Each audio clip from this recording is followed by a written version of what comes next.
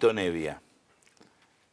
Se puede decir mucho, con solo decir Lito Nevia uno ya sabe quién es. La idea es, yo te conozco a la distancia, me crié con tu música, como tantos argentinos, y si bien lo debes haber contado muchas veces y te lo han preguntado reiteradas veces, queríamos empezar charlando con vos de tus orígenes. Yo leí que, bueno, obviamente de Rosario, padres músicos. Contame cómo fue que el Lito Nevia Sí, niño. bueno, sintéticamente, sí, tuve una infancia privilegiada, digo yo, porque es tan importante que lo que vos te querés dedicar de tan niño, no la pifies, que está bien que te dediques a eso, y también es tan importante como que tus familiares, tus viejos, les guste la idea, porque yo conozco gente, todo el tiempo hay gente que me cuenta que querían ser, no sé, dibujante, pero los padres querían que fuera dentista, y ese tipo de cosas que hay casi siempre, especialmente con la música, con el arte, porque está el asunto de que es una profesión que está medio al borde de la locura, o de que no va a dejar dinero. Claro, no te genera un ingreso seguro, fijo. Claro, salvo si después te va bien y sos muy famoso y todos quieren hacer lo mismo que hacías vos, ¿no es cierto? Pero bueno, yo tuve esta suerte que mis viejos veían que yo tenía condiciones desde los 5 años, así que me ponían fichas y yo vivía con ellos de todo lo de la música porque vivíamos de eso, éramos como músicos ambulantes. Así que mi vieja cantaba en una radio, se vivía mucho de la radio. La radio te pagaban un sueldito por mes y vos tenías un programa semanal donde cantabas en vivo, cualquiera fuera el género que hicieras. ¿Y qué género cantaba tu mamá? Mi vieja cantaba tango canción, porque ella había sido, antes que yo naciera, la pianista de la primera orquesta de mujeres. De tango, claro. O sea, la orquesta típica de señoritas, como se les llamaba, que ni supieras lo que le gritaban, porque no existía toda esta suerte de cosas que ya, gracias a Dios, ha evolucionado y que podés hablar de la participación de la mujer y el feminismo y todo eso. Y tocaban en unos boliches que, lógicamente, hasta las baldosas eran hombres, ¿me entendés? Andá a lavar los platos. Claro, claro, claro. Y eran 14 minas en escena, imagínate. Bueno, mi vieja era la pianista, pero bueno, ella era fanática de la música popular y cuando se recibió de poder dar conciertos y tocar Mozart, Beethoven, todo eso, se dedicó a tocar tangos y después todavía más adelante empezó a estudiar la guitarra y también tocó folclore. Y mi viejo fue el primer cantor melódico que hubo. Cuando digo primer cantor melódico es que en esa época cantar boleros que eran canciones, las que hoy en día muchas son tan conocidas de nuevo por Luis Miguel, algunas las estrenó mi viejo, pero era un material difícil de cantar, porque el tipo que cantaba boleros tenía que tener falsete, voz aguda, había unas armonías con acordes de paso que hacían los requintos mexicanos o cubanos. Entonces, bueno, mi viejo cantaba eso y fue el primer tipo que lo hizo. También participó en algunas orquestas de tango, como la de Miguel Caló y eso, y tuvo su época cantando acá en Radio Belgrano, en Radio El Mundo. Pero bueno, mi viejo después se dedicó a enseñar y no cantó nunca más profesionalmente, digamos, ¿no? Pero los dos fueron mi fuente de inspiración, digo, de polenta, de transmitirme esto como un gran poder de vocación y salíamos por los pueblos a tocar en una... Salíamos, vos también tocabas. Sí, sí, sí. Lógicamente, mi participación era como, y ahora el marciano de 7 años que canta, ¿viste? Claro, entonces cantaba mi viejo su parte, era una embajada artística, que figuraba con el nombre artístico que usaba mi viejo. Viste que en esa época muchos usaban seudónimos. Entonces, mi viejo, que era Félix Nevia, como yo también soy Félix Nevia,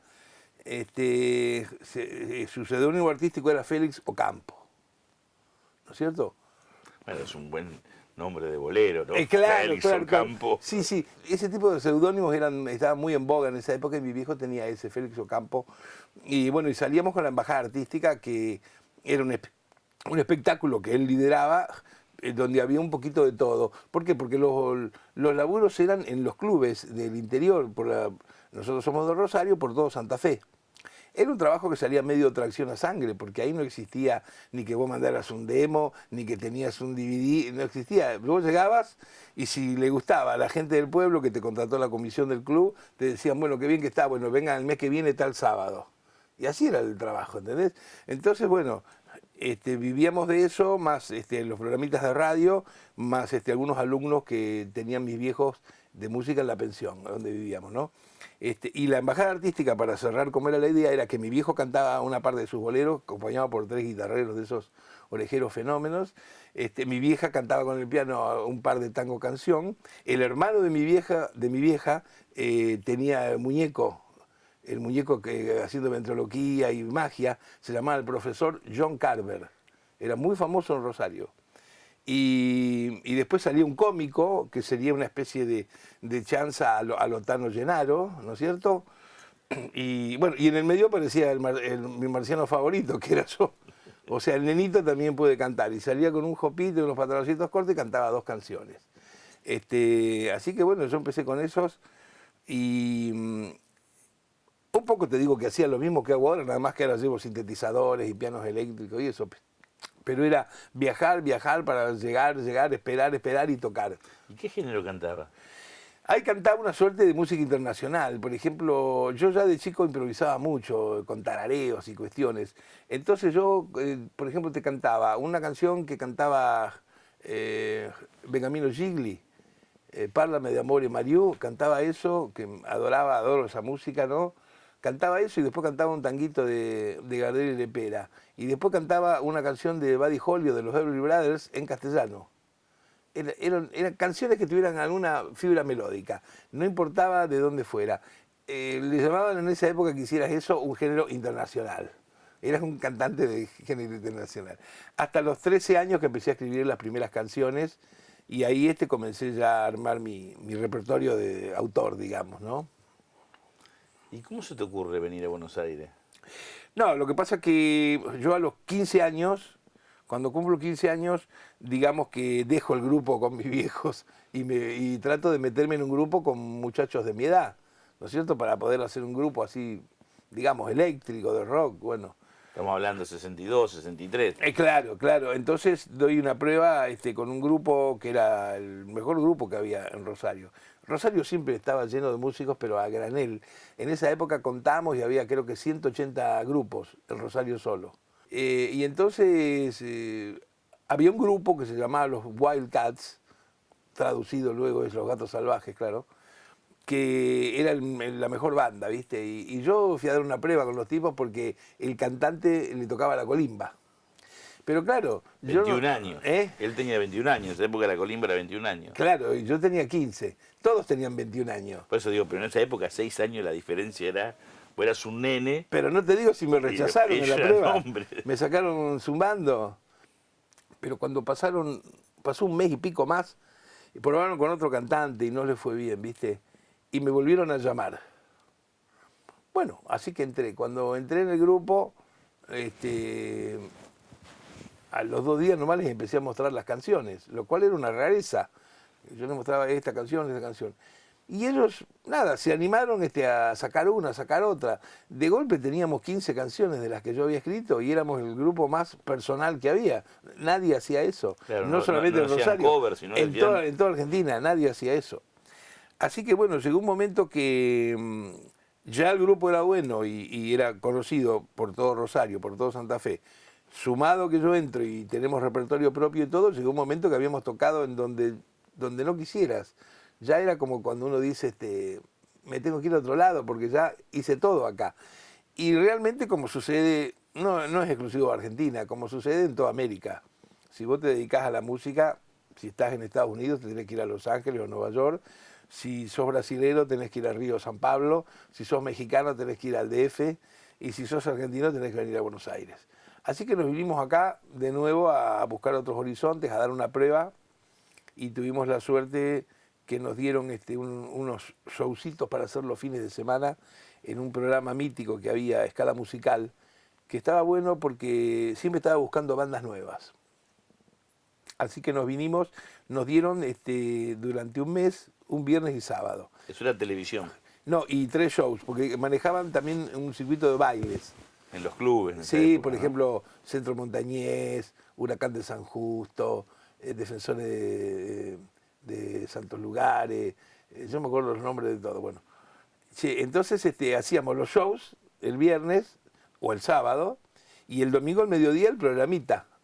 El programita donde había un montón de artistas y cada uno cantaba 1 o 2 canciones. Terminamos eso, nos íbamos a la estación de ómnibus y nos tomábamos uno de esos hablo, no sé cuál era.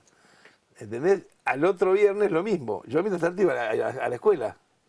O sea que volvían a Rosario. Claro, porque era como una cosa que nos salió. Ahora, esos 4 fines de semana que hicimos esto, de golpe empezamos a tener sin querer un grupito de tipitos que nos seguían.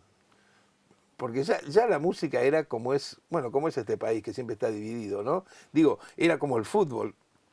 Que el que le gusta no, a mí me gustan los otros, porque no sé qué. Entonces teníamos un grupito de gente, no era un grupo numeroso, porque todavía no habíamos grabado ni un disco, pero sonaba como que estaba bien lo que aportábamos, que era una manera distinta de hacer las canciones, de hacer canciones aparte. Así que en una de esas 4 vueltas nos avisaron los de la Escala Musical que una compañía quería grabarnos un disco. Bueno, era como tocar el cielo, imagínate. Así que vinimos y grabamos el primer disco, que era un chiquito, y grabamos el segundo, que era otro chiquito, y de ahí nos dieron el ok para hacer el disco grande, el LP. El long play. Claro. Y eso posibilitó que entonces la Escala Musical nos hizo un contrato por 9 meses, pero ya para estar viviendo acá. Y en el momento que nos trajeron a nosotros, también trajeron, que ahí nos hicimos grandes amigos, a los Shakers, que estaban ahí los hermanos Fatoruso. Lo mismo, los trajeron de Montevideo, los pusieron en un lugar. Y ese era el sistema que había en esa época, hasta que esta Escala Musical, por problemas internos de ellos, contables, no sé qué sucede, quiebran. Cuando quiebran, quedan un montón de grupos en la nada. Y pasa lo que pasa siempre, que los grupos se separan o no sé qué. Así que ahí sucedió esto con nosotros, ¿viste? Algunos de los integrantes de los Gatos Salvajes dijeron, no, nosotros nos volvemos a Rosario. Y yo me quedé acá con el único en ese momento que era más cabeza dura, con la misma idea que yo tenía de seguir con ese tipo de grupo de música, que era el organista, Ciro Fogliata. Así que nos quedamos acá a vivir a la aventura, durmiendo como podíamos. ¿Qué edad tenías vos? Y yo tenía unos 17, creo, sí. Y tenía, sí, era cómico porque tenía un permiso de menores que me habían firmado mis viejos, ¿no? Que yo no sé por qué lo perdí, porque eso es lindo para hacer un cuadro.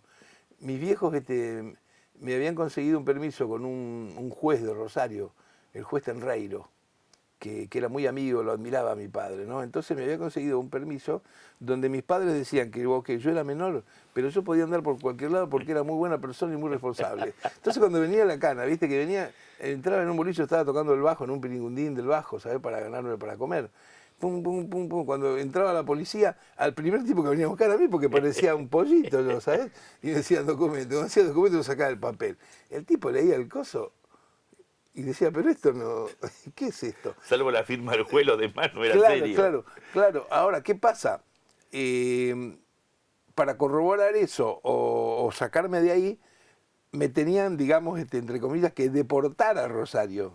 Tenían que ir a buscar a mi viejo a la pensión. Era un lío de trámite. Entonces, muchas veces me salvaba, como que me perdonaban la vida, y yo decía, no, ahora me están tramitando otro papel, qué sé, alguna cosa así, ¿no? ¿Te acordás que hace poco te contamos que los consumidores íbamos a estar mucho más protegidos? Es porque ya implementamos un nuevo sistema de solución de conflictos. Si tuviste problemas con algo que compraste o con un servicio que contrataste y la empresa no te dio una respuesta adecuada, ahora tenés Consumo Protegido.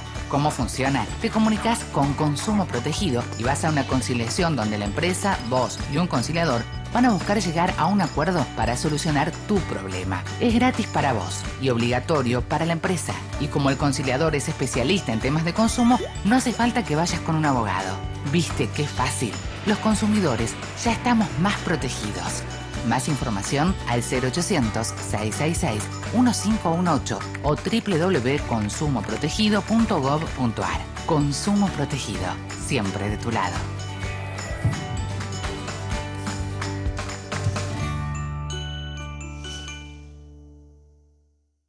¿Quiénes deben vacunarse contra la gripe? Embarazadas, mamás antes de egresar de la maternidad, niños entre 6 y 24 meses, personas con enfermedades crónicas u obesidad, personal de salud y mayores de 65 años. Para ellos, la vacuna es gratuita en centros de salud y hospitales públicos de todo el país. Vacunate. Es bueno para vos. Es bueno para todos. 0800-222-1002.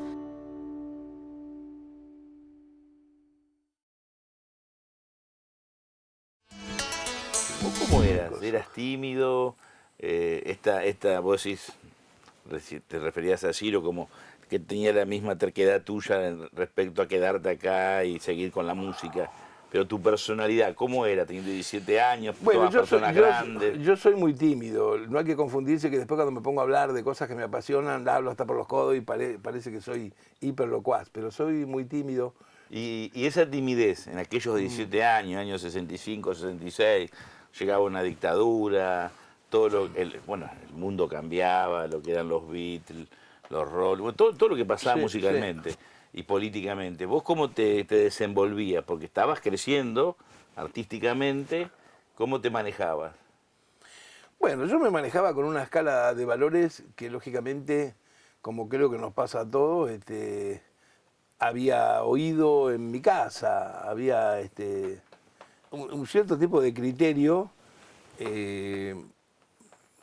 no solamente con la música, social, político, pero claro, cuando yo era muy chico ni que hablar de qué pasa con esto, con política o no. Sin que vos te des cuenta que también la actitud que vas tomando con el arte, con lo que hagas de profesión, también es una actitud política finalmente. Entonces, yo lo que tenía de fuerza en mis criterios era esta cosa que me transmitieron mis viejos de que uno se planta a hacer algo con mucha pasión, con mucha fe, y que ese algo no tiene que ser con la meta exclusiva de que uno tiene que ser famoso, millonario y andar por todo el mundo, pues si no, nadie haría nada, ¿no es cierto? Entonces, bueno, yo lo hacía porque ese era mi afán espiritual, de progreso intelectual, de progreso técnico, musical, y era lo que te gustaba, era lo te que me hacía gustaba, feliz. claro, no iba a hacer otra cosa nunca. Me podía ir bien con la música, como me fue, como también me podía haber ido bien si no hubiera pasado lo que pasó y yo fuera profesor, maestro, qué sé yo, no interesa.